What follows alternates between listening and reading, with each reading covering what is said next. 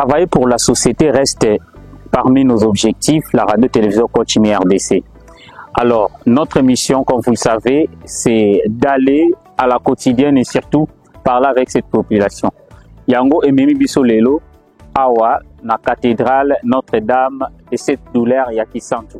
Boye Mala pour Nabandekono Sozolanda Biso, Biso Sozi Barakolanda Biso, GLK, comme d'habitude, devant votre poste téléviseur, chers internautes, vous qui nous suivez de partout dans le monde entier. Et Jérémy Massif de l'autre d'Abbé Vitré.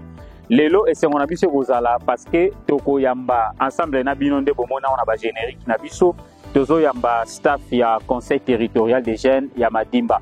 Tozo longo ndeko Igoshimi Nkunga, oyo aza ensemble na biso ndeko Igoshimi, mbote nayo, pe na yebi ke azaye moko te. Toko Yamba pe ndeko Maxime Kimfuta Yepazali, na kati ya staff ya conseil des jeunes. Bonjour ndeko. Bonjour, monsieur Jelka. En tout cas, Nayambi Bino, Toyambi Bino, Tobain pas président, et c'est mon nom, nous avons dit Yakomona Bino Somokolo Lelo. Vraiment, c'est vraiment déjà ma casse. Kokuta na lisusu, surtout na ngolu otozi na mokolo na lelo, mingi peut-être baleka ki biso na kitoko na bozwi. Na nyonso oto ko convoiter na mokili. Voilà. Mais peut-être grâce PCML bango tia kozala parmi le vivant. Na ngo to kumisi nzambe pe to sepeli parce que to mona ni lisusu. Voilà, ndeko Maxime, comme bunga na comprendre poani. To yambi liso pour la une fois. Merci ndeko Jelka. C'est makasi parce que mikolo l'équipe est belé, sanité.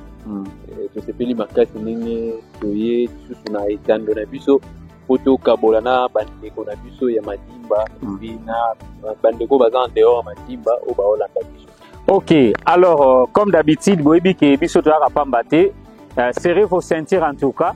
Lelo elongo na conseil des jeunes oyo bazalia, mais to koyeba na présentation peut-être na présentation bino mabe, to koyeba ozana ni nanu liboso na biso pour bandeko pe bayeba parce que nga na présentation bino mais d'une manière partielle. Vraiment merci beaucoup. Liboso etando na biso tozana ndeko Igoshimi Nkunga. Nde nazali président ya conseil territorial ya jeunesse ya Madimba. Donc, j'ai le président à mes côtés, donc les représentants ministres de la jeunesse. Voilà, de l'autre côté. Yabino ndeko Maxime Kimfuta, nazali bongo vice-président ya conseil territorial ya jeunesse ya Madimba, vice-président chargé ya finance. Ok, donc voilà. Bazana Dotoza et Longona. Ah ouais, bien. Voilà. Nous, c'est comme ça. En tout cas, soyez calmes partout où vous nous suivez. Aujourd'hui, nous allons ensemble. Toza la plus qui Congo na lingala. Toboye un peu kokota na français trop bien que zoya kanangora ya momoko.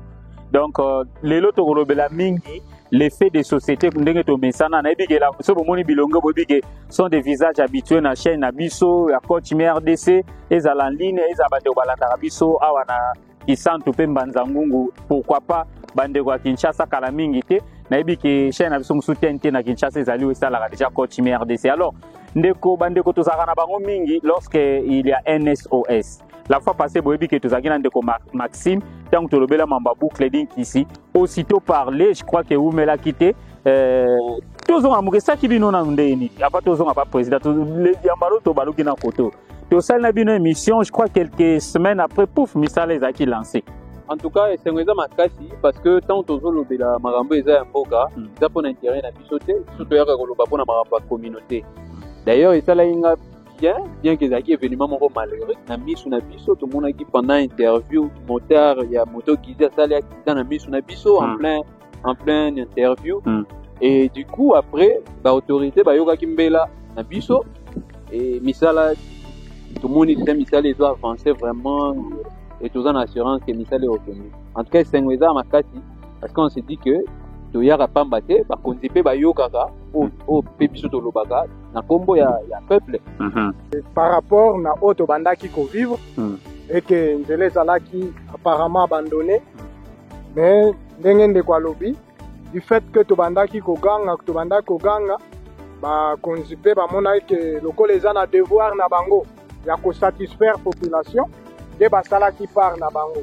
Là, soit on met sa coup de chapeau, na moto nyonso oyo akangaki monoko na ye te azala député moto ya société civile azala nani notabilité bapapa Willy Biponda moto nyonso asimplikaki mpo na likambo oyo vraiment coup de chapeau oyo biso bajeune topesi bango parce que tomoni réellement que tozotravaille mpo na intérêt ya communauté mais mposa na biso eza te ke no ndenge bandi bo peut-être katana na nzela tosepelaki na lancement mpe tozomona ezo avance mais esenge kozala koleka ntango tokokende kovivre susu inauguration wana nde esenge kozala makasi je crois que tokozanga te ya koloba liboso ya bakonzi wana lelo komemi biso mpenza plus eza mpo na la route nationale numéro 16 on commence d'abord ça vous fait quoi d'appartenir na madimba oyo nzela ya route nationale numéro 16 ezosouffrir? Premièrement on est fier d'être madimbadien vraiment wana nazalaka nango na fierté donc na esengo ya makasi kozala madimbadien parce que naza mwana liboso la République Mobimba, voilà. Le premier territoire de la République. Mais il n'y a pas ces allées que lelo banzela nabiso ou nzela nabiso ya route nationale numéro 16 et Koufi. Et lokowana ezali ko influencer population ou ko motiver exode rural par rapport na état o yango ezali. Moto amone que lelo na produire lobby.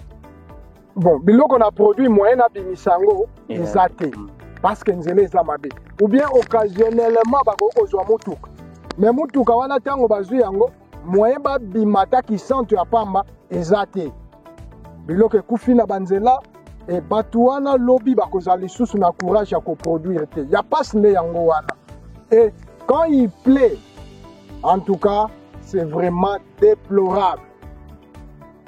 Moyen ata moto et circuler ezate donc il faut bozela et que nzela ekauka mwa moke mais malgré ata ozela ekauka okokende maziba esalemaki na nzela donc tout ça ezosala que tozala na esengo te par rapport ya état tozomonela nzela oyo raison pour laquelle tozolancer à tout moment bacri d'alarme na baautorité po ete bayeba kotala likambo sinon bamboka na biso nyonso oyo eza le long de la route nationale numéro 16 ekokufa. Alors tozozongela o président vice-président chargé des finances tant tozomona nzela est-ce qu'on peut dire que cette route fait partie donc c'est parmi les causes de la pauvreté ou du non-développement ya contrée na biso madimba? En tout cas, ils ont parmi les causes, il y a sous-développement, il y a Madimba, ça on doit affirmer. Récemment, nous avons été dans Ngidinga et Tombaki, ils ont été jour à Ouet. Moi-même, j'ai vécu quantité, il y a marchandises où il y a quand on a Ngidinga, mais pour Ebima, c'est tout un problème. Et même temps, on a circulé dans Nzela, il y a eu des fois, au commis place, mon petit dit, on a la route nationale. Tout nazaka na ba route dessert agricole. Nzela est impraticable et d'ailleurs si on ne fait pas attention, bananka nduka katima yi déjà na ba place où il est boukana déjà. Donc la route risque est katana. Et ça un facteur à sous-développement. Pourquoi? Parce que batwazo produire agriculteur et puis marchandise na yo na de yango oteka azimbo mo ko permettre atangisa bana na e a zo ba soins médicaux à répondre na ba besoin na e. Mais bazo produire moyen ba évacuer ba produire ezate bilo misu sezo pour la kuna na bamboka et les gens préfèrent ba ya kovanda na ba cité na ba ville bamboka na biso ezo kufa alors que ça ba patrimoine oyo eko kufa te lelo so toke na kati kuna vous allez vous rendre compte que ils na bamboka ebele kufi bamboka misu okende kuta kaka mama moko beto paka moko boika ndem datika la do soti ya kufi histoire bamboka wana pe ekufi. Et vous vous rendrez compte que les lots à tableau sont moins chers. Pourquoi? Transport et ça passe. Imaginez tomates pour bimarati qui sentent. Vous avez dépensé par exemple 10 000 francs pour la caisse. Non quoi. La côté quand cher. Mais c'est là ce que ça bien. Le moteur a refacturé maman on a cher. Pourquoi? Est-ce que les gens en haute distance, 80 km dans moins d'une heure de temps, beaucoup de bino. Justement. Ce qui les a bien. Justement. 30-45 minutes. 30-45 minutes au communaux déjà. Et d'ailleurs, il y a un marché aussi. Surtout qu'il y a l'offre. Mais Madimba peut dans un marché moko Kindompolo.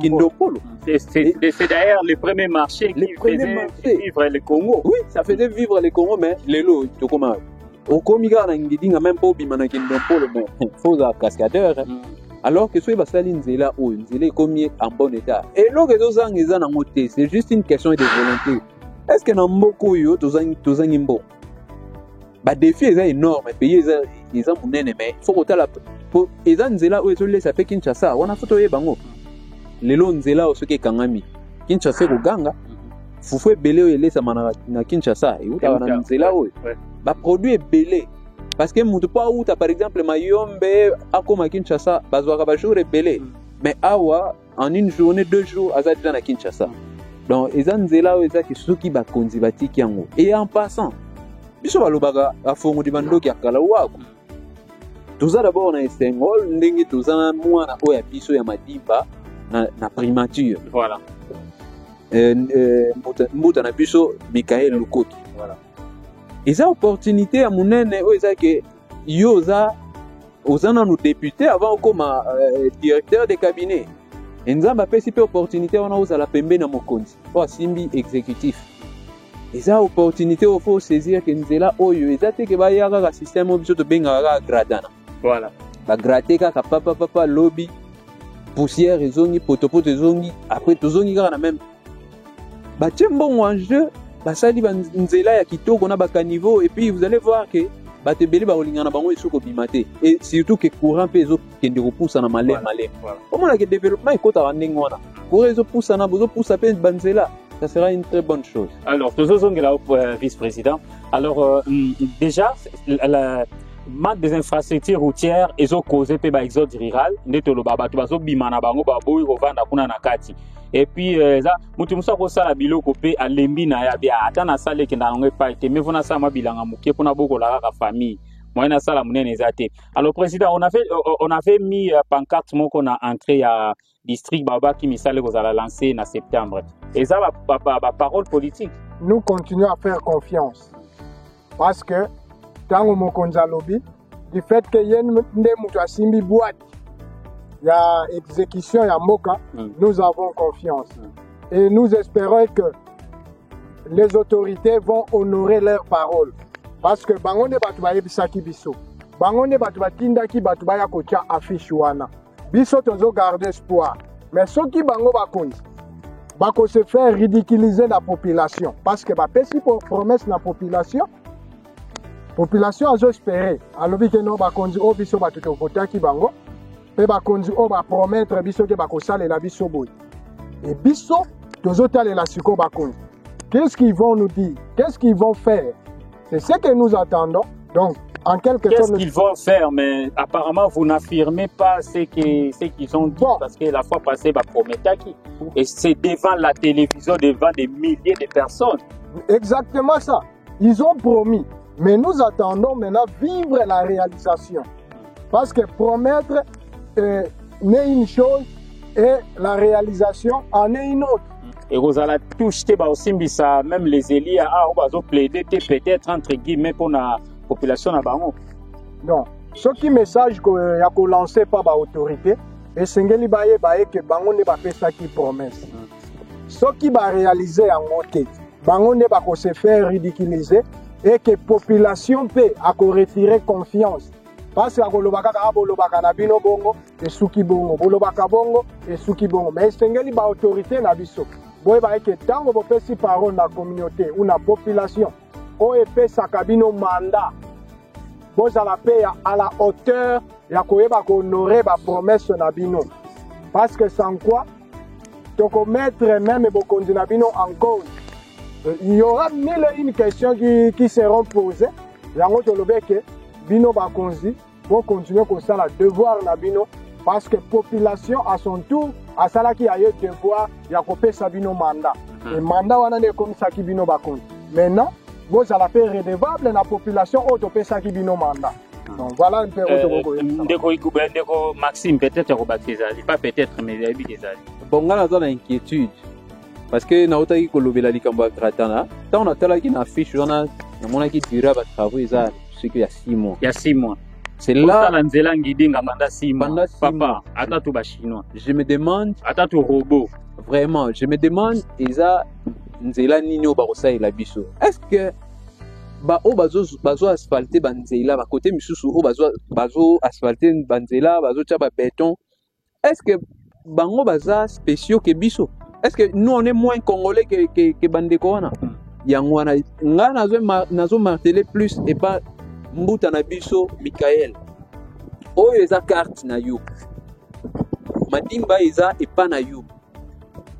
Parce que lobby ba oloba ozala kuna osala nini madimba e bénéficia nini biso tozo peso confiance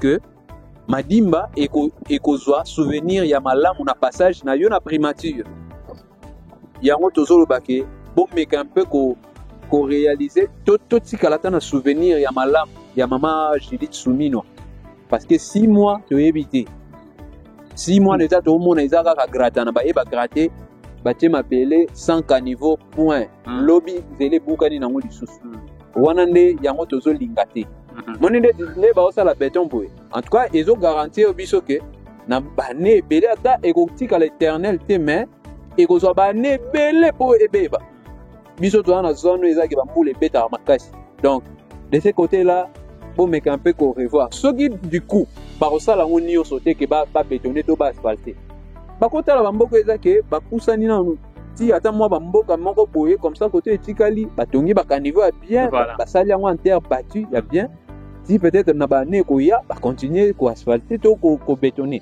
wana eko satisfaire ba mais ce qui kaka yozake imaginez de ti nkandu ozwi banda district nkandu tala nzela ndengeza voilà wana ututozana na centre ville bo sokoti na centre et même pour bimana Maïdi qui est un site touristique mais les lopos bimata na Maïdi parce que muto ko utane soki wapi albi je vais visiter les châteaux rouges à Maïdi mais pour comme à Maïdi c'est impossible la roya na voiture na yé autala boy atika on enkanda zo moto mais autala pe poussière moyen té na période pour la poto donc ça bloque. Outre, qu'est-ce que vous proposez ou qu'est-ce que vous menez comme démarche? Est-ce que vous avez eu le temps, comme on a en présentiel, Batouana, ou bien juste par la voie des médias? Bon, à part la voie des médias,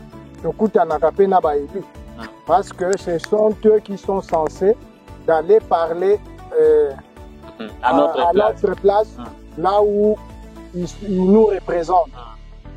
Nabambuta wana tomona naka toyebisaka bango et je crois que à leur tour peut basalaka devoir na bango parce que na national toyebi que tozana 2 éléments tozana Muta Matutala l'honorable Matutala na honorable Patrick Nzola ils sont là et pour Muta Patrick quand il est là il nous appelle il nous consulte s'il y a des préoccupations il y a des problèmes vous lui présentez. On espère que quand il reçoit ça comme ça, à Kendakanango, bisika il faut à Kendenango. Donc biso tozo ça la part na biso, mais c'est que à chaque niveau mutuna mutupe a ça la part na yi. Donc biso to pesi comme tozo continuer ko pesa confiance parce que to kolembate. Bango ne ba tozo représenter biso, pe bango pe ba jouer rôle na bango ba lembate. Ba mona ba autorité, ba yebisa bango, il faut ba yebisa bango parce que les besoins sont énormes, surtout dans les Cambodgiens. Très bien. Kaka po mon atangé papa, c'est tout un problème. Donc, ok, distance kaka fo nyata peut-être na 20 minutes, on sali yango 1 heure du temps, mais na 1 heure du temps on a sali tango kozonga na ba courbature, donc moyen té. Raison pour laquelle tozo senge ke ba autorité ba sala musala na ba pe ba eli na biso bo lembate pour continuer à plaider parce que y a une mission bozwaki ya kokende kosala na Assemblée nationale. Donc vous l'embate vous allez vous actif biso population toza wana tozo ça la part na biso tozo se sensibiliser entre biso de manière que ba bien auto kozwa ou auto zozwa to eba pe comprendre soin na yango to sala yango bon usage. Donc voilà wana nde eza oyo biso tozosala pe oyo tozosenga na baautorité na biso. Alors ndeko Maxime, ajouter un peu dans ce sens-là, et puis ce qui cause peut-être un message d'interpellation à Eli, parce que on ne peut pas seulement parler des élus nationaux, aussi des élus provinciaux qui sont aussi influents à niveau provincial. On a un exemple de bénéficiaires et dans la population. Tu regardes autour de la tête, nana salaki boy, nana salaki boy. Biso est important parce que là on disait là. Population est moga ebi comment ko récompenser X to Y. Ba H de guerre na biso. Comment biso ba na tata moko. Oleko dolo baliloba moko poto bongisa tan ndako papa na biso ndako ezotanga. Na biso bana oleto to lobaliloba moko poto to somba tol. Tozo bomana ndako tata to komona pe ndako ekui. Ya on a senga d'abord botika ko éviter biso. Botika ko éviter biso quelque part je comprends parce que ba jeune peut to comment un comportement moko il suffit ko kuta na député et ça synonyme à pesa bino bon. Voilà. Ce qui fait que parfois ba député ba comment ko éviter biso. Pour imaginer ce qu'on osillonné dans ma dimba nyo sauver qu'il faut pesa ba tunyo son bon au bimana combien ngo. Mais cela n'exclut pas que bo fréquenter bino faut boya ka vers population. Biso peut roya vers bino mais d'abord parce que biso ne bato pesa bino musala ya ko kende ko lobela bino. Donc il faut roya ko puiser matière et pas na biso. O ko kende ko plaider na marapo eza que za besoin na biso te.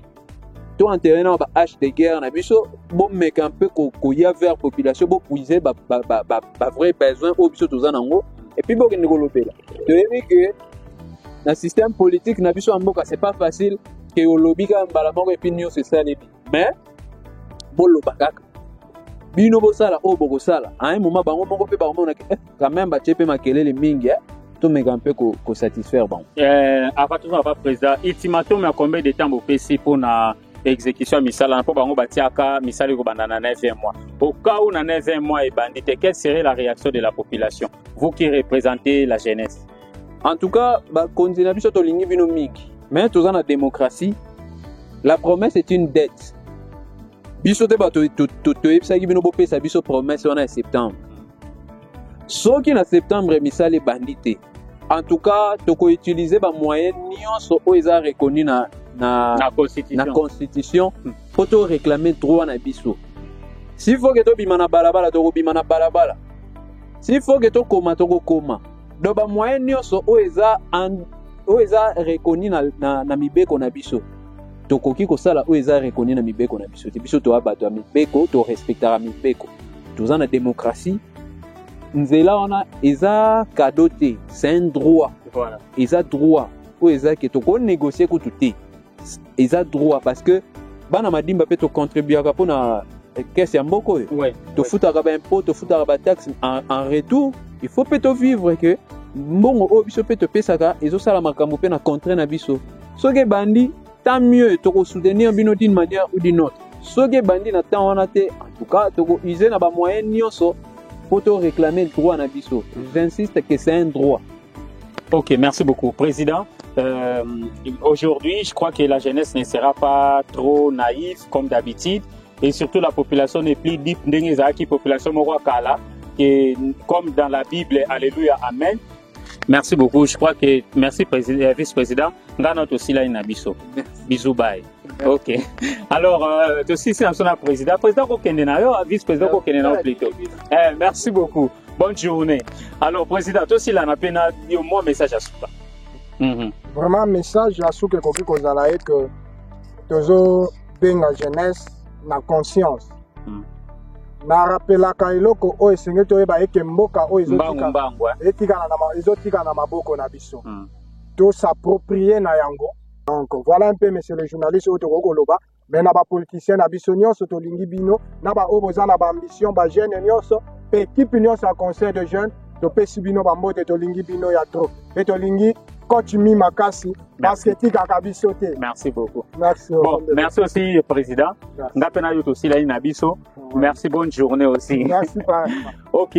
Alors, merci beaucoup aussi à vous qui nous avez suivis. Je crois que vous avez suivi en ligne peut-être sur Coach Me, YouTube, Facebook, soit TNT ou soit à Kisantu, nous sommes de cœur avec vous. Et partout dans la province du Congo central, Nazaki Longo, na staff à conseil des jeunes, les présidents et les vice-présidents, et à conseil des jeunes, on a parlé, Tolobeli Makambo Oyo, Etali, la route nationale numéro 16, Tolobeli route nationale numéro 16, Misala Obalobaki Robandale, na mois de septembre 2025, Yango Tozela Awa, Tomeki Kolobela Danger, Yango, surtout la collaboration entre les élites et les jeunes madimbadiens qui aujourd'hui est commis au Betsa Batomitou, mais je crois que les avertis qui peuvent comprendre Makambo Tolobeli. On a aussi épinglé un petit point sur l'insécurité où ils ont causé par les vols des fils conducteurs et à courant. Donc, moi, comportement au Tolobaka, manque à civisme, manque à patriotisme, mais je crois que pour ne pas aller trop loin, merci à vous tous, vous qui nous avez suivis. Merci au professeur Val Massamba Louledo Panda, le PDG de l'IF Entrepreneuriat, promoteur des chaînes Coach Me, RDC, et pourquoi pas aussi un incubateur, aussi un entrepreneur de grande renommée. Merci à Jérémy Massif qui était de l'autre de la baie vitrée. Suivez Bisso en ligne sur Coach Me sur YouTube, Coach Me RDC, na Facebook RTC Madimba, aux autres Bisso sur TNT Coach Me RDC. Suivez Bisso na Kisantu, na RTS, na Coach Me RTCM sur la 286.7 VHF et puis 94.6 FM. D'ici là, portez-vous bien en tout cas. Moi et vous aussi. Ngapé na Tikibino. Toza à la cathédrale. To se retrouver na Bino prochainement. Merci.